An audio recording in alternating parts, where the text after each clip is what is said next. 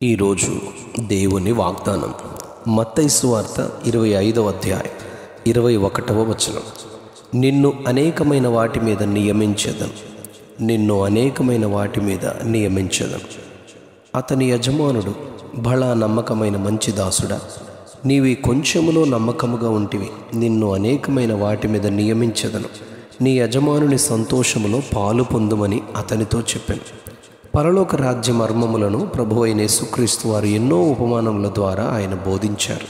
మత్తయి సువార్త 24వ అధ్యాయంలో ఆయన రెండవ రాకడను గూర్చి, జరగబోయే సూచనలను గూర్చి యేసు ప్రభువారే తెలియచేశారు. ప్రభువారి శిష్యులు ఆయనను, నీ రాకడను గూర్చి, ఈ యుగ సమాప్తిని గూర్చి నా సూచనలేవి, ఇవి ఎప్పుడు జరుగును అని ప్రశ్నించారు.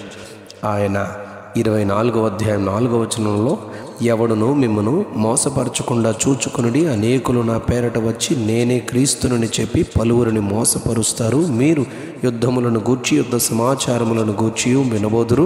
కలవరపడకుండా చూచుకొనండి, ఇవి జరగవలసి ఉన్నవి కానీ అంతము వెంటనే రాదు. జనము మీదికి జనము, రాజ్యము మీదికి రాజ్యము లేచును. అక్కడక్కడ కరువులను, భూకంపములను కలుగుని, ఇవన్నీ వేదనలకు ప్రారంభము. జనులు మిమ్మను శ్రమల పాలు చేసి చంపెదరు. మీరు నా నామము నిమిత్తము సకల జనముల చేత ద్వేషింపబడుదురు. అనేకులు అభ్యంతరపడి ఒకరినొకడు అప్పగించి ఒకరినొకడు ద్వేషింతురు. అనేకులైన అబద్ధ ప్రవక్తలు వచ్చి పలువురిని మోసపరిచెదరు. అక్రమము విస్తరించుట చేత అనేకుల ప్రేమ చల్లారును. అంతము వరకు సహించువాడెవడో వాడే రక్షింపబడును. ఈ రాజ్య సువార్త సకల జనములకు సాక్ష్యార్థమై లోకమంతటను ప్రకటింపబడును.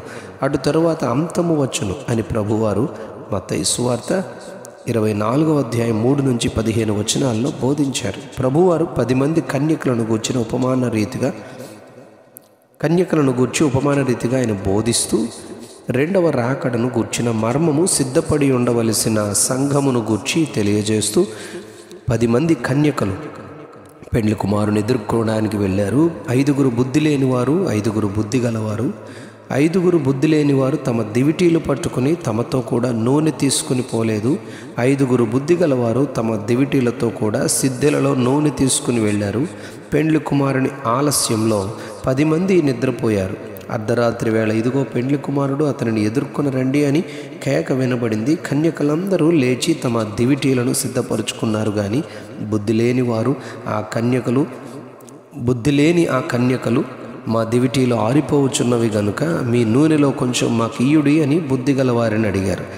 వారు, మాకును మీకును ఇది చాలదేమో, మీరు అమ్మువారి యొద్దకు వెళ్ళి కొనుక్కొనుడి అని చెప్పగా, వారు కొనబోతుండగా పెండ్లి కుమారుడు వచ్చారు. సిద్ధపడిన వారు 5గురు బుద్ధిగల కన్యకలు అతనితో కూడా పెండ్లి విందులోనికి వెళ్ళిపోయారు. అంతట తలుపు వేయబడింది. ఆ తరువాత తక్కిన కన్యకలు వచ్చి, అయ్యా అయ్యా మాకు తలుపు తీయమని చెప్పగా, అతడు, మిమ్మును ఎరుగను అని చెప్పును. ఆ దినమైనను ఆ గడి అయినను మీకు తెలియదు గనుక మెలకువగా ఉండుడని చెప్పారు. రెండవ ఉపమానముగా పరలోక రాజ్యమును గూర్చి బోధిస్తూ ఆయన, ఒక మనుషుడు దేశాంతరమునకు ప్రయాణమై వెళ్తూ తన దాసులను పిలిచి, అతడు ఒకనికి 5, ఒకనికి 2, ఒకనికి 1 తలాంతును ఎవరి సామర్థ్యం చొప్పున వారికిచ్చి దేశాంతరం వెళ్ళారు. 5 తలాంతులు తీసుకున్నవాడు వెళ్ళి వాటితో వ్యాపారం చేసి మరి 5 తలాంతులు సంపాదించారు. అలాగే 2 గలవాడు మరి 2 సంపాదించారు. అయితే 1 తలాంతు తీసుకున్నవాడు వెళ్ళి భూమిని త్రవ్వి తన యజమానుని సొమ్ము దాచిపెట్టారు. బహుకాలమైన తరువాత ఆ దాసుల యజమానుడు వచ్చి వారి యొద్ద లెక్క చూడగా, 5 తలాంతులు తీసుకున్నవాడు మరి 5 తలాంతులు తెచ్చి ఇచ్చి ఇవి సంపాదించానని చెప్పారు. ఆ యజమానుడు, బలా నమ్మకమైన మంచి దాసుడా, ఈ కొంచెములో నమ్మకముగా ఉంటివి, నిన్ను అనేకమైన వాటి మీద నియమించదను, నీ యజమానుని సంతోషములో పాలు పొందుమని చెప్పారు. 2 తలాంతులు గలవాడు కూడా వచ్చి, అయ్యా నీవు నాకు 2 తలాంతులు ఇచ్చితివే, వాటితో వ్యాపారము చేసి మరి 2 తలాంతులు సంపాదించాను అని చెప్పారు.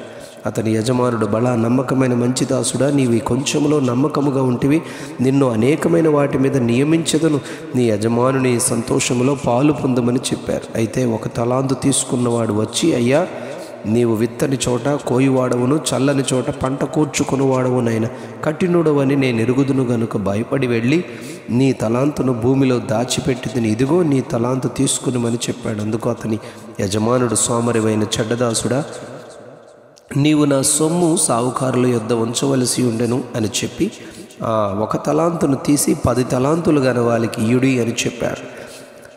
ఆ పనికి మాలిన దాసుని వెలుపటి చీకటిలోనికి త్రోసివేయుడి, అక్కడ ఏడ్పును పండ్లు కొరుకుటయును ఉండును అని చెప్పారు. ఈ ధ్యాన వాక్యం ద్వారా మనం నేర్చుకోవలసిన పాఠం ఏమంటే, నమ్మకమైన వారిని దేవుడు వారి నమ్మకత్వమును బట్టి అనేకమైన వాటి మీద నియమిస్తారు. సామెతల గ్రంథం 28వ అధ్యాయం 20వ వచనంలో నమ్మకమైన వానికి దీవెనలు మెండుగా కలుగును అని సొలొమోను అంటారు. 2వ దినవృత్తాంతాల గ్రంథం 31వ అధ్యాయం 20వ వచనంలో హిజ్కియా యెహోవా దృష్టికి అనుకూలముగా యథార్థముగా నమ్మకముగా పనిచేసెను గనుక రోగములో 15 సంవత్సరముల ఆయుష్ను ఆరోగ్యమును పొందెను. హెబ్రీ పత్రిక 3వ అధ్యాయం 2వ వచనంలో దేవుని ఇల్లంతట్లో మోషే నమ్మకముగా ఉన్నారు అని చెప్పబడింది. గనుక ఆయన నాయకుడై దేవుని ప్రజలను చెరలో నుండి విడిపించి నియమింపబడ్డాడు. 101వ కీర్తన 6వ వచనంలో నా యొద్ద నివసించున్నట్లు దేశంలో నమ్మకస్తులైన వారిని నేను కనిపెట్టుచున్నాను అని ప్రభు అంటారు. నమ్మకస్తులముగా మనమును అనేకమైన వాటి మీద నియమింపబడు కృప ప్రభు మనకు సమృద్ధిగా దయచేయునుగాక. Amen, amen, amen.